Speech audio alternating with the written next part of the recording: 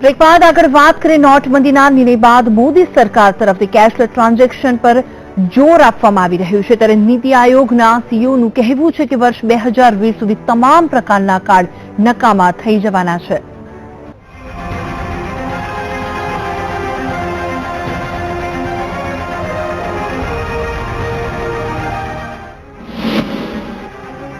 નોટબંધી બાદ દેશમાં ડિજિટલ લેવડ દેવડને પ્રોત્સાહિત કરવાની વચ્ચે નીતિ આયોગના સીઈઓ અમિતાભ કાંતે કહ્યું હતું, ડેબિટ અને ક્રેડિટ કાર્ડ, એટીએમ અને પોઈન્ટ ઓફ સેલ મશીનો તમામ 2020 સુધીમાં દેશમાં નકામા થઈ જશે. તેમણે કહ્યું હતું કે ભારત ફાઇનાન્શિયલ ટેકનોલોજી અને સોશિયલ ઇનોવેશન બંને ક્ષેત્રોમાં મોટી ઉથલપાથલમાંથી પસાર થઈ રહ્યું છે.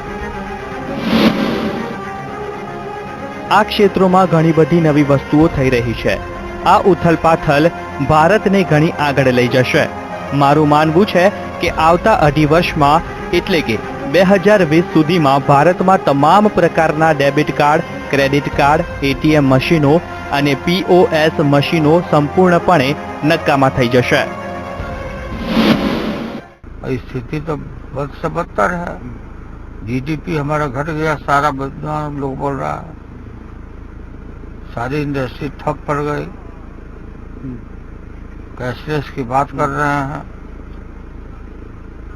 21 साल लग जाएगा कैशलेस का यार. एटीएम और दुनिया चीज बताने के बाद जो है एटीएम और एटीएम कुछ नहीं.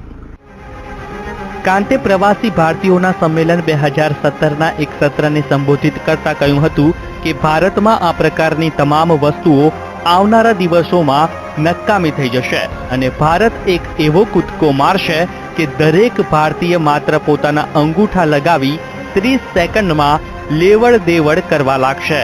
અત્યારે અમે દેશમાં ડિજિટલની પદ્ધતિઓથી ચૂકવણીને ઝડપથી આગળ વધારી રહ્યા છે અને તેમાં કેટલીય નવી પદ્ધતિઓ સામે આવતા ઘણી ઉથલપાથલ ચાલી રહી છે. આ ઉથલપાથલની વચ્ચે ભારતે બાયોમેટ્રિકમાં ઘણી પ્રગતિ કરી છે, જેમાં ઘણી સફળતા મળશે. તાજેતરમાં જ લોન્ચ કરાયેલ ભીમ એપ અને અત્યાર સુધી થનારા પેમેન્ટ પ્રણાલીનો કાંતે ઉલ્લેખ કર્યો હતો. ભારત વિશાળ પાયે રોકડથી ચાલતું અર્થતંત્ર રહ્યું છે, પરંતુ હવે અહીં 1 અબજની આસપાસ મોબાઈલ ગ્રાહક છે અને એટલા જ બાયોમેટ્રિક પણ છે. આથી હવે ભારતને અનૌપચારિકથી ઔપચારિક અર્થતંત્ર બનાવવાની જરૂર છે. અત્યાર સુધી માત્ર 2 થી 2.5% લોકો જ ટેક્સની ચૂકવણી કરી રહ્યા છે. Bureau report, VTV news.